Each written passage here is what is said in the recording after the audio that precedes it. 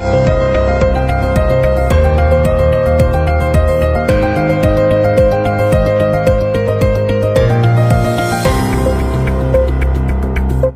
गाडगे महाराज यांच्या दशसूत्रीची देशाला गरज. सूरज मंडे.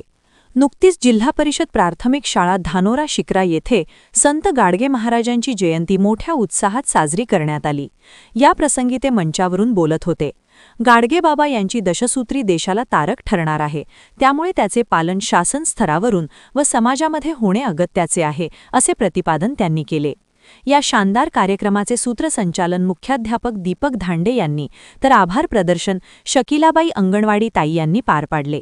या प्रसंगी प्रज्वल माधुरी सचिन पाटील आणि सुबोध योगीराज टेंबरे या शालेय विद्यार्थ्यांनी गाडगे महाराजांचा यांचे जीवन कार्यावर प्रकाश टाकला.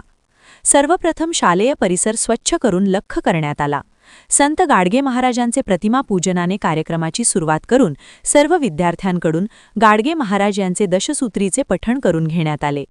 भुकेलेल्यांना अन्न द्या, तहानलेल्यांना पाणी द्या, उघड्या नागड्यांना वस्त्र द्या, गरीब मुलामुलींना शिक्षण द्या, बेघरांना आश्रय द्या, अंध अपंग आणि आजारी लोकांना औषध उपचार द्या, बेरोजगारांना रोजगार द्या, मुके प्राणी पक्षी यांना अभय द्या, गरीब तरुण तरुणीचे लग्न करून द्या, दुःखी आणि निराश झालेल्यांना हिंमत द्या, असे संदेश वाचन घेण्यात आले.